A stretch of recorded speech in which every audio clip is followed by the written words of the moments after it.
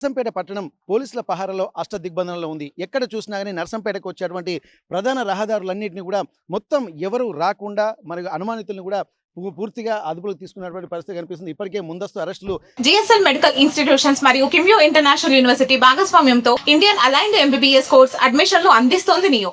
చేస్తున్నటువంటి నేపథ్యంలో ప్రతిదీ కూడా క్షుణ్ణంగా తనిఖీలు చేసి ఎక్కడ ఏది జరగకుండా పూర్తిగా అన్ని క్షుణ్ణంగా తనిఖీలు చేస్తున్నటువంటి పరిస్థితి. ఎందుకంటే ఇప్పటి వరకు నర్సంపేటకు చాలామంది బీఆర్ఎస్ కార్యకర్తలు అలాగే పెద్ద అభిమానులు వస్తున్నారన్నటువంటి ఒక ఆలోచనతో ప్రతి ఒక్క దగ్గర కూడా ఏ ఒక్క అవకాశాన్ని కూడా వదిలిపెట్టకుండా అన్ని వాహనాలను కూడా క్షుణ్ణంగా తనిఖీలు చేస్తున్నారు. ఆటోలు అలాగే ఇక్కడ కార్లు ప్రైవేటు వాహనాలు ఏ వచ్చినా కానీ వాటిని తనిఖీలు చేస్తున్నటువంటి పరిస్థితి. పూర్తిగా నర్సంపేట పట్టణంలో ఒక్కసారి పరిశీలించినట్టయితే ఈరోజు నర్సంపేట ఎమ్మెల్యే దొంతి మాధవరెడ్డి పుట్టినరోజు కూడా కావడంతో ఇక్కడ ఎట్లాంటి ఉద్రిక్త పరిస్థితులు తలెత్తకుండా ఇక్కడ అంటే ఇటు కాంగ్రెస్ కార్యకర్తలు కూడా లోపలికి వచ్చేటువంటి అవకాశం ఉంటుంది. పెద్ది సుదర్శన్ రెడ్డి కూడా ఇక్కడ అభిమానులు వచ్చి తన విగ్రహాన్ని తొలగించినందుకు ఆయనపై కూడా అభిమానాన్ని చాటుకునేటువంటి ప్రయత్నాలు కూడా చేయబోతున్నారు. మరి ఇట్లాంటి నేపథ్యంలో కూడా మనం గమనించాల్సింది మరి ఉద్రిక్తతలు అంటే ఇటు బీఆర్ఎస్ వర్సెస్ కాంగ్రెస్, ఒకవైపేమో విగ్రహం తొలగింపు, మరోవైపేమో పుట్టినరోజు, ఇవన్నిటినీ కూడా దృష్టిలో పెట్టుకొని పోలీసులు కూడా బందోబస్తు వరంగల్ పోలీస్ కమిషనరేట్ పరిధిలో కూడా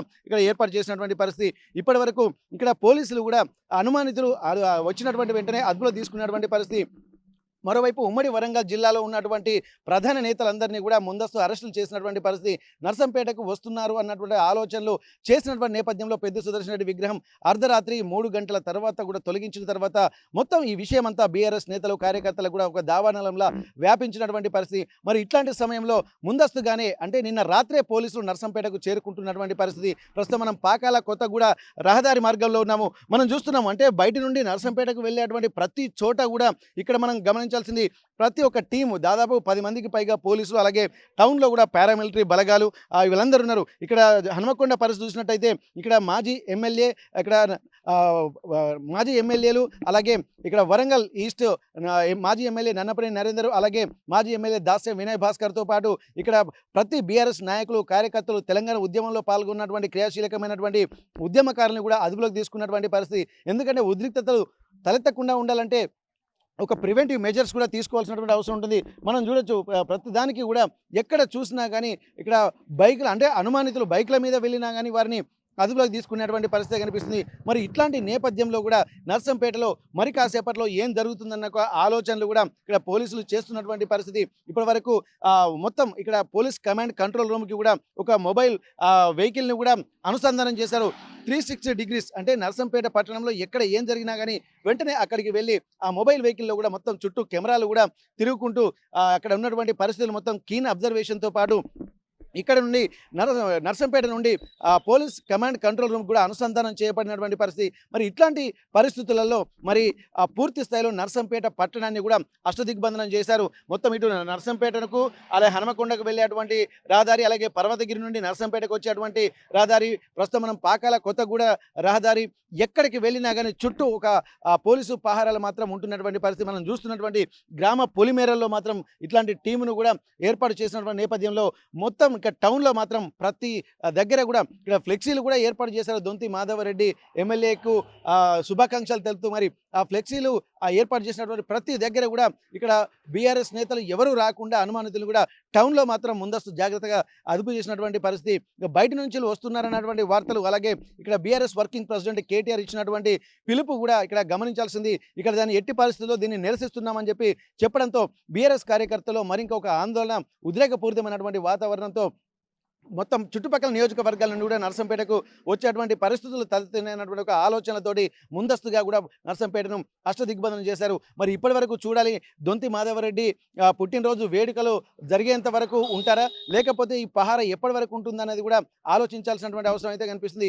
ముఖ్యంగా గతంలో పోలీసులు కూడా వీరికి చెప్పినటువంటి పరిస్థితి బీఆర్ఎస్ నేతలందరూ కూడా సంయమనం పాటించి ఏర్పాటు చేసినటువంటి పెద్ది సుదర్శన్ రెడ్డి విగ్రహాన్ని కూడా అక్కడి నుండి 24 గంటల్లో తొలగించాలని చెప్పి గతంలో చెప్పారు. కానీ ఆ తర్వాత కూడా ఇక్కడ బీఆర్ఎస్ నేతలు వినకుండా ఆర్డీఓ గారికి అలాగే డిఎస్పీ గారికి ఎస్పీ గారికి కూడా డీసీపీ గారికి వినతి పత్రం కూడా సమర్పించి తమ ఆలోచనలు విజ్ఞప్తులను మన్నించాలనేటువంటి ఒక ఆలోచన చేశారు.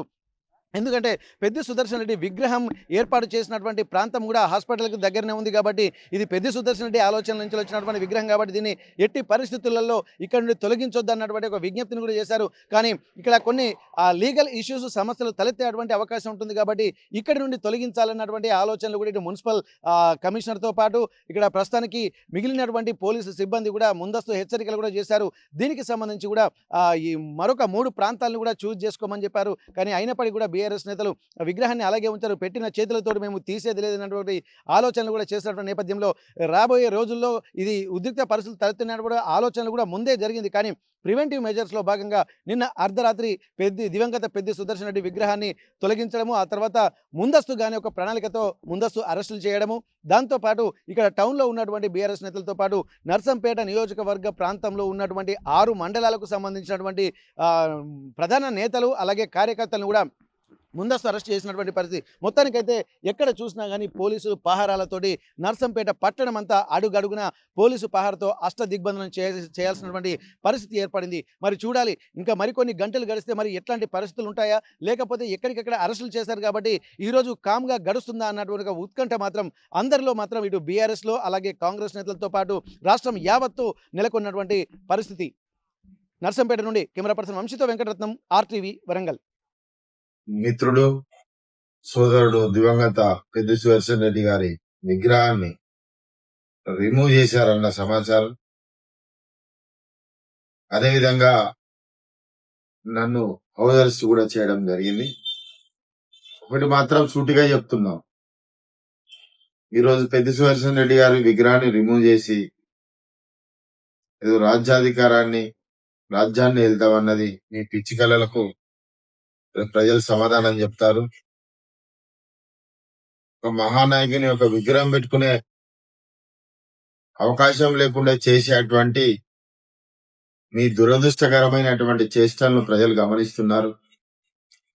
రాబోయే రోజులలో ఖచ్చితంగా అదే రోజు చెప్పినాం, మండలానికి ఒక విగ్రహం పెడతామని చెప్పి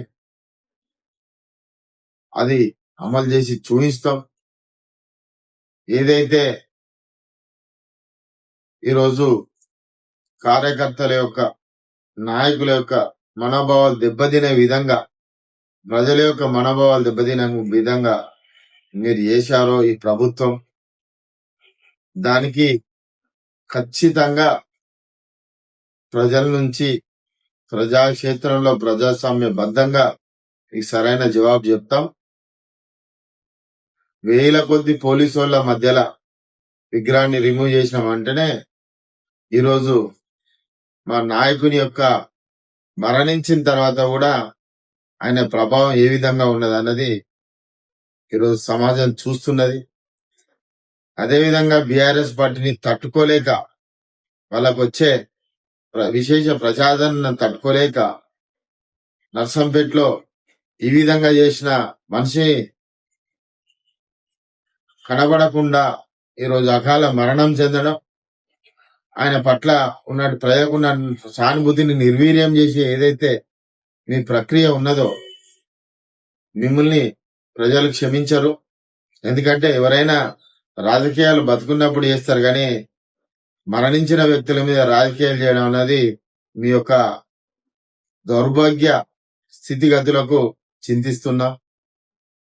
భవిష్యత్తులో నర్సంపేట నియోజకవర్గ కార్యకర్తలకు నాయకులకు కూడా చెప్తున్నాం, ఖచ్చితంగా ఆడ బీఆర్ఎస్ పార్టీని నిలబెడతాం, ముందుకు తీసుకెళ్తాం, మీకు అందరికి కూడా అండగా ఉంటాం.